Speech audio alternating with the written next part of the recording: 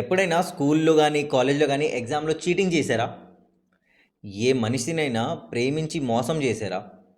ఒక మనిషి ట్రస్ట్‌ని ఎప్పుడైనా బ్రేక్ చేశారా? అంటే నమ్మకంని బ్రేక్ చేశారా? ఈ పని తప్పు అని తెలిసినా కూడా మళ్ళీ ఆ పని చేశారా? చాప్టర్ 3 శ్లోకం నంబర్ 36లో అర్జునుడు శ్రీకృష్ణుడిని అడుగుతున్నారు. మాధవ, ఒక పని తప్పు అని తెలిసినా కూడా నా మనసు అది వద్దు అని చెప్పినా కూడా నేను ఆ కర్మంని అంటే ఆ తప్పు కర్మంనే ఎందుకు పాటిస్తున్నాను, ఎందుకు చేస్తున్నాను? సింపుల్ ఎగ్జాంపుల్ చెప్తాను. ఫర్ ఎగ్జాంపుల్, కొంతమంది ఉంటారు, ఈ రోజు నుంచి నేను ఇంకా మందు తాగను, సిగరెట్ తాగను అంటారు. బట్ దాని నెక్స్ట్ డే వాళ్ళ ఎవరో ఫ్రెండ్ వచ్చి దారమమ్మ ఒక సుట్టా వేద్దాం అంటే ఒక సిగరెట్ వేద్దాం, ఒక బియర్ వేద్దాం అన్నప్పుడు వాళ్ళ మనసు వాళ్ళకి చెప్తుంది, అరే వద్దురా, నిన్నే ప్రామిస్ చేయించుకున్నామని. బట్ స్టిల్ వాళ్ళ మైండ్లో ఒక థాట్ వస్తుంది, అంటే ఒక బియరే కదా, ఒక్క సిగరెటే కదా, పర్లేదులే. సో తప్పని తెలిసినా కూడా మనం ఈ తప్పుని ఎందుకు చేస్తున్నాం? దీని గురించి తెలుసుకోవాలంటే నెక్స్ట్ శ్లోకం వినాల్సిందే.